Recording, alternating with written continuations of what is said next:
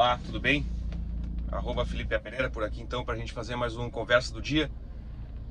E o tema que eu escolhi hoje para falar,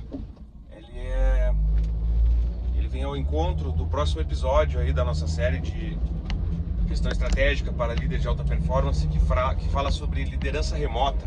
Quais os desafios, né, da liderança remota? Enquanto então não vem esse episódio, a gente bate um papo rapidinho sobre esses desafios e sobre essas particularidades, não do trabalho remoto, mas de exercer a liderança de uma forma remota, no trabalho remoto. Primeiro deles, né, para a gente pensar em home office, a gente tem que ter os papéis alinhados. Qual é a expectativa, os papéis e as funções de cada um, as entregas alinhadas. Segundo ponto é a questão tecnológica. O que a empresa disponibiliza de plataformas para uso? Aí nem necessariamente a gente não precisa estar falando nem do trabalho remoto, mas dentro da própria empresa. Qual é a plataforma de comunicação que se usa? O WhatsApp? Ok, todo mundo usa hoje, inclusive no trabalho, mas dentro do que eu penso, uma companhia ela não pode usar como ferramenta principal de comunicação o WhatsApp. Então eu já tive oportunidades onde eu vi que a comunicação era via WhatsApp e em outros casos não. Eram plataformas contratadas que concentravam lá todos os canais ou grupos, enfim, as comunicações todas essas instantâneas eram feitas por plataformas adquiridas. A mesma coisa para as reuniões, as plataformas de reuniões. A gente não pode, no trabalho remoto, isso acontece até em algumas empresas, ainda, até hoje, empresas grandes, de se utilizar uma conta do Gmail para fazer reuniões, daquelas reuniões que caem dentro de uma hora. É óbvio, nenhuma reunião precisa durar uma hora, mas às vezes passa, e às vezes tu está com um cliente fazendo uma negociação, e tu tem que pedir para ele esperar um pouquinho, que tu vai gerar um novo link. Não, isso aí não pode. Então assim, a tecnologia, uma ajuda de custo para a pessoa usar a sua estrutura dentro de casa. Isso acontece bastante também. Então assim, a tecnologia, quais são as plataformas, um alinhamento, né, quais os papéis, a clareza desses papéis. Mas o importante é a gente saber que a liderança remota, ela é um avanço. É um avanço. A liderança, ela passa do controle para a confiança.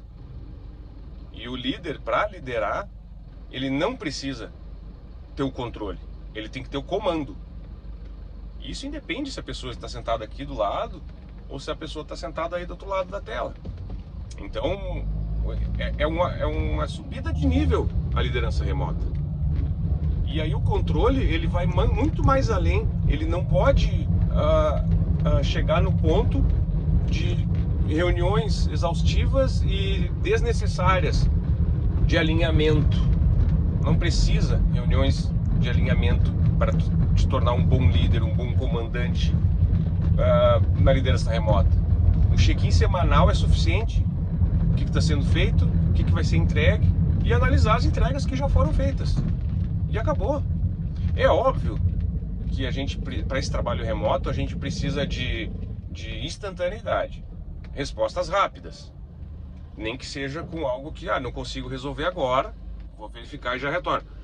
Já vivenciei várias situações onde as pessoas não respondem. Isso aconteceu comigo já também. Aconteceu comigo também, porque a gente vem numa evolução de alguns anos para cá. A adaptação para esse trabalho remoto, eu não estou nem falando da liderança remota, mas sim da adaptação. Então, instantaneidade. Tem empresas que colocam como se fosse um check-in diário, dá o bom dia quando for começar o trabalho. Não, o horário chegou, a gente fica subentendido, a pessoa está trabalhando, se eu chamar ela vai me responder. Não precisa dar o bom dia, não precisa dizer que saiu para o almoço, não precisa dizer que voltou do almoço. Agora, precisa estar online. Senão não é um trabalho remoto, tem que estar online, de alguma forma tem que estar online. Já fui muito cobrado sobre isso, já cobrei bastante sobre isso, e é algo que é importante e é fundamental estar online. Então a disciplina, a tecnologia, a confiança e o comando não no sentido de controlar. Então assim, essa parte da liderança remota, ela é fundamental que os papéis estejam alinhados, que a expectativa esteja alinhada. Um check-in semanal é suficiente para rever os pontos que precisavam ser entregues e aqueles pontos que serão entregues, os que foram entregues, uma avaliação rápida da semana e do trabalho. A ajuda na tecnologia e principalmente a disciplina de quem está trabalhando remotamente. No meu caso, eu prefiro nenhum dos dois. Eu vejo vantagem nos dois. Tem muitas vezes que eu gosto de ir para a empresa. E tem muitas vezes que eu penso, vou fazer home office, home from work, eu vou trabalhar de casa hoje. Mas eu tive muitos colegas, conheço muitos profissionais que vêm com muito mais vantagens no trabalho de casa, no trabalho remoto, que se concentram mais, que ficam mais à vontade, que conseguem agregar algumas outras tarefas diárias que a gente sabe que fica muito mais fácil de fazer, a gente poder almoçar com a família, a gente poder levar um filho na escola ou buscar. Isso é legal, é fundamental. Eu gosto muito de fazer isso. Mas em alguns momentos, determinadas tarefas que eu estou desempenhando, alguns projetos que eu estou tocando no momento, eu prefiro estar na empresa. Eu prefiro estar na empresa para ter, inclusive, as nossas relações interpessoais, trocar ideia. Ok, a gente consegue desempenhar as reuniões de uma maneira remota sem problema nenhum, mas eu enxergo muita vantagem em uma reunião presencial. Tem questão de trânsito, tem questão de se adaptar no próprio ambiente de trabalho, dependendo da função que a empresa, da função que a pessoa desempenha. O trabalho de casa ele é muito melhor. Um programador, por exemplo, ele prefere muito mais trabalhar de casa por demanda e não por horário fixo, porque muitas vezes eles trabalham à noite programando e tal. É o perfil. Isso também cabe ao líder, é estudar o perfil e fazer com que a equipe entenda que determinados profissionais se enquadram, se encaixam, né, num outro tipo de perfil de comportamento. Então, eu particularmente vejo vantagem nos dois, gosto de fazer uso do home office e gosto de fazer uso também do trabalho presencial. Se eu morasse do lado da minha casa, se eu morasse do lado do meu trabalho, que não é o caso hoje, eu faria muito mais o presencial.